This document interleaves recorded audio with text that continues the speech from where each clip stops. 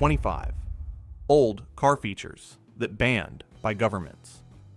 You know that feeling when you hop into a classic car and everything just feels different? The steering wheel, the dashboard, even the way the door closes. There's a reason modern cars don't have those features anymore. And it's not just about style or technology.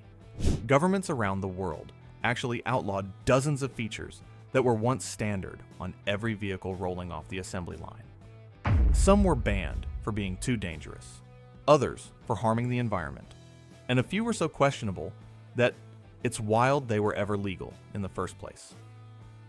Stick around because number 17 is something that seems so obvious now but took decades to fix, and number 22 will show you just how different cars used to be. Number 1. Metal dashboard knobs and protruding controls. Those chrome knobs and steel switches that stuck out from dashboards in the 1960s got banned because they caused serious injuries and crashes. When cars hit something, people would smash their faces and chests into these hard metal pieces. The 1966 Highway Safety Act required controls to be recessed or padded instead. Engineers back then were focused on style and function, not what happened when someone's face met that beautiful chrome radio knob at 30 miles per hour.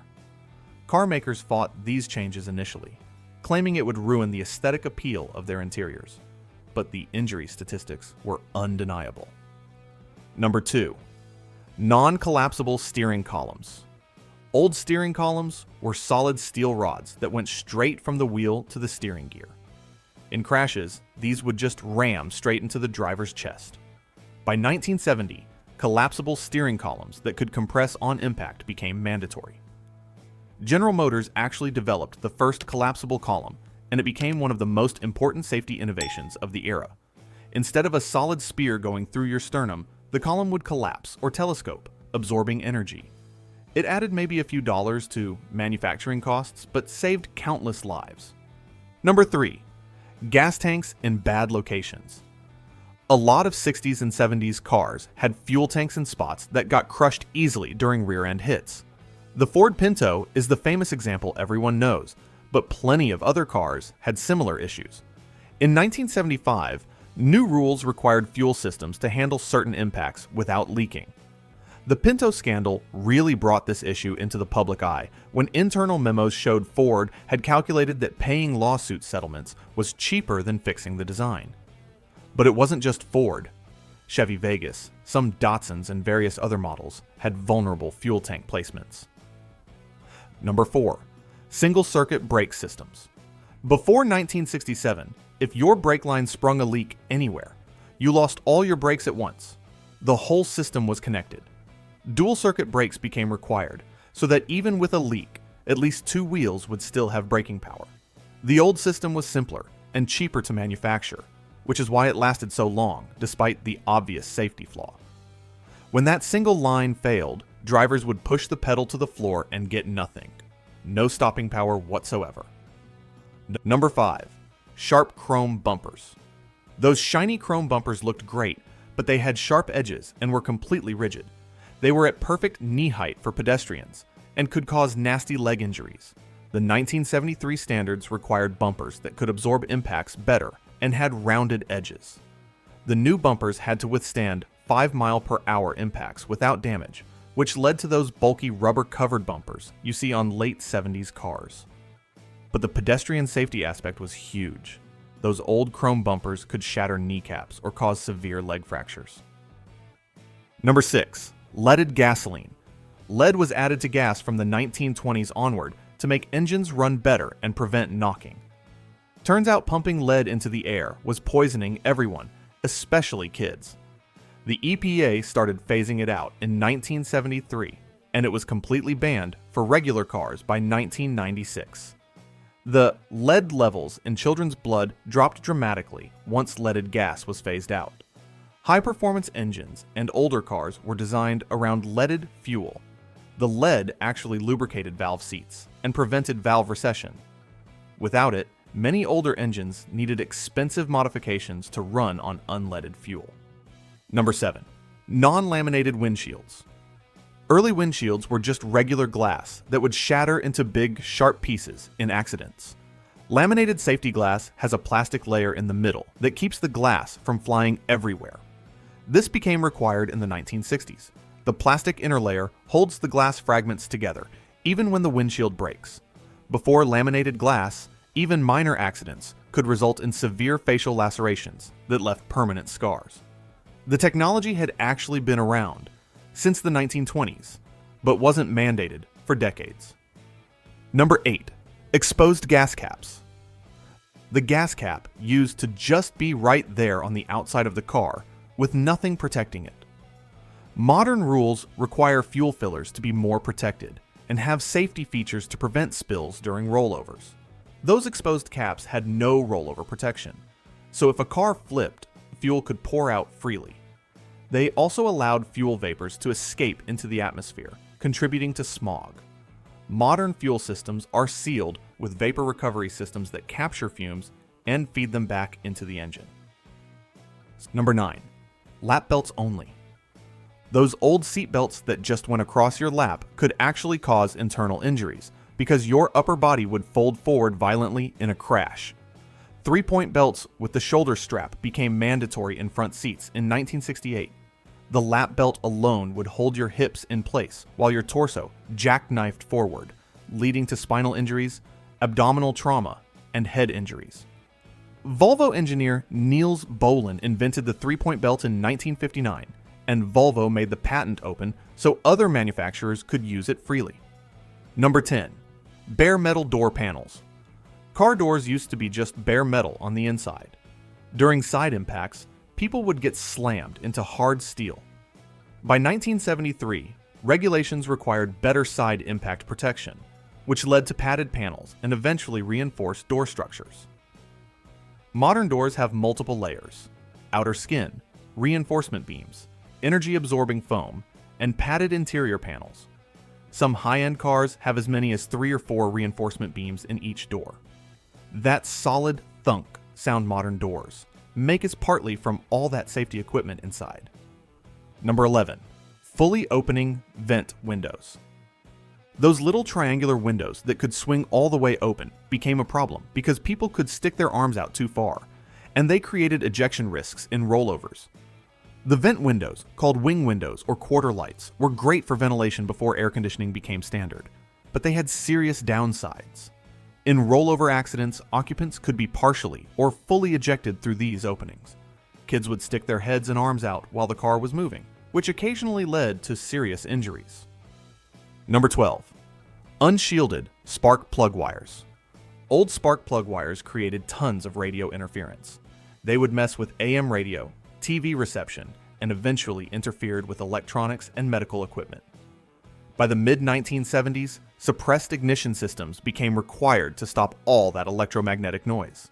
You could actually hear a car driving by on your AM radio as rhythmic buzzing or popping sounds. As electronics became more prevalent in cars and pacemakers became common, this interference became a real safety issue. Number 13. Simple brake lights. Older cars just had brake lights that turned on or off, nothing fancy. Some even combined the brake light and turn signal in one bulb, which was confusing. Now there are rules about having separate lights, including that third brake light up high that became required in 1986. The center high-mounted stop lamp sits at eye level for following drivers and reduces rear-end collisions by giving people more reaction time. Studies showed it reduced rear-end crashes by about 15% when it was first introduced. Number 14. Solid hood ornaments. Those hood ornaments, like the Jaguar Cat or the Mercedes Star, were solid metal decorations that could seriously hurt pedestrians. After 1968, they had to be spring-loaded or designed to break away on impact. The ornaments were status symbols and brand identifiers, but they were essentially metal spears mounted at the front of the car. Mercedes kept their Star by making it spring-loaded so it retracts into the hood on impact. Rolls-Royce's Spirit of Ecstasy now has a mechanism that pulls it down into the grille when the car is impacted. Number 15. Sealed beam. Headlights only. US regulations used to require sealed beam headlights, where you had to replace the entire unit when it burned out. These didn't provide great lighting compared to what was available in Europe. When the rules finally changed in the 1980s to allow better bulb systems, the old sealed beam requirement went away. The sealed beam units came in standard sizes, which limited design flexibility and lighting performance. European cars had composite headlamps with replaceable halogen bulbs that provided much better illumination, but these were illegal in the US for decades. Number 16. Manual choke controls. That cable you'd pull out to help start a cold engine let the car run really rich and pump out a lot of pollution. Emission regulations through the 1970s and 80s basically made manual chokes obsolete by requiring more precise fuel systems. The manual choke enriched the fuel mixture for cold starts, but it was totally dependent on the driver remembering to adjust it as the engine warmed up. People would drive around with the choke partially engaged, wasting fuel and producing excessive emissions. Number 17. Regular glass and side windows. Side and rear windows used to be regular glass that would break into big, dangerous pieces. Now they have to be tempered glass that crumbles into small chunks. Tempered glass is heat treated to make it 4 to 5 times stronger than regular glass and change how it breaks. When it does shatter, it crumbles into small granular pieces instead of large jagged shards. This dramatically reduced lacerations and accidents. Some newer cars use laminated glass in the side windows too, which provides even better protection. Number 18. No trunk escape. Cars used to only have trunk releases on the outside. Kids playing in abandoned cars or people trapped in trunks had no way to get out. Starting in 2002, new cars had to have internal trunk releases with glow-in-the-dark handles. There were enough deaths from children and adults trapped in trunks that federal regulations finally required an emergency release mechanism inside every trunk. The releases are typically located near the trunk latch and glow in the dark so they can be found even in complete darkness. Number 19. Simple carburetors. The basic carburetors from the 60s and 70s just mixed air and fuel without any emission controls. They were simple and reliable, but dumped a lot of pollution into the air. Those simple carburetors worked on basic principles that had been around since the early 1900s, but they couldn't precisely control fuel delivery under all conditions, which meant they either ran rich or lean. Emission controls added to carburetors in the 70s and 80s made them incredibly complex with vacuum lines everywhere. Electronic fuel injection solved all these problems by precisely metering fuel under computer control. Number 20. External spare tire mounts. Some cars mounted the spare tire on the outside, usually on the back. These created hazards for pedestrians and made rear-end crashes worse. The old external mounts on cars were often just a bracket bolted to the body with the tire completely exposed. In a rear-end collision, the tire would get driven into the passenger compartment or cause additional crushing. Most cars now store the spare under the trunk floor or underneath the vehicle in a protected location. Number 21. Hard sun visors. Sun visors used to have metal frames and no padding. In crashes, they could cause head injuries. Current standards require them to be padded. The old visors had stiff metal or plastic frames covered with thin vinyl or cloth that provided no cushioning whatsoever. When heads hit them during crashes, especially during rollovers or side impacts, they could cause fractures or severe contusions. This is part of the broader effort to soften or eliminate all hard contact points in the interior. Number 22. Bench seats without headrests. Those wide front bench seats came without any headrests at all. Even small rear-end collisions would cause whiplash because there was nothing to stop your head from snapping backward. Front seat headrests became required in 1969, and the flat bench seat design gradually disappeared. Whiplash injuries were epidemic before headrests became standard. Your body would be held in place by the seat and seatbelt, but your head would whip backward violently in even a low-speed rear-end collision. Modern active headrests even move forward during a rear impact to catch your head sooner. Number 23. Asbestos in brakes. Almost every car through the 1980s used asbestos in brake pads and clutches because it handled heat really well. Once everyone figured out it caused cancer, it got banned in automotive use by 1989. Mechanics who worked on brakes back then have higher cancer rates because of it. Asbestos fibers are microscopic and easily become airborne when brake pads wear or when they're blown clean with compressed air, which was standard practice in brake jobs. Brake shops and mechanics from that era were exposed to huge amounts of asbestos dust. Number 24. Positive ground electrical systems. Some British cars and others ran their electrical systems backwards from what's standard now. While not technically banned, modern safety and emission requirements made it impossible to use positive ground systems anymore. Positive ground systems connected the positive battery terminal to the vehicle chassis, instead of the negative terminal like modern cars do.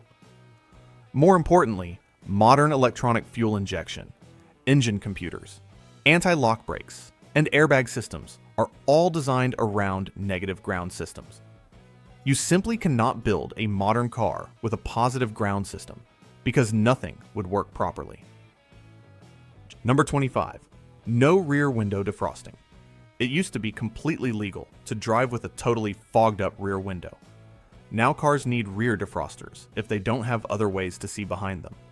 Before rear defrosters became common in the 1970s, people would drive around in winter with completely obscured rear windows, using only their side mirrors. Some would scrape a small peephole in the frost or just drive blind. Rear window defrosters use thin heating elements embedded in the glass to clear fog and melt ice. Looking back at these features, it's clear that car safety has come a long way. These weren't always dramatic problems. Some of them just made sense to fix as technology improved, and we learned more about what actually happens in crashes. The regulations came about because real people were getting hurt or killed by design choices that seemed fine at the time. Sure, classic cars look great and have character that modern cars sometimes lack, but they're missing decades of safety improvements that we take for granted now. Every one of these banned features has a story behind it, usually involving injuries or deaths that finally prompted action. The regulations exist because these old designs had real problems that needed fixing. And while car enthusiasts sometimes complain about over-regulation, the numbers don't lie. Cars are dramatically safer now than they were 50 years ago,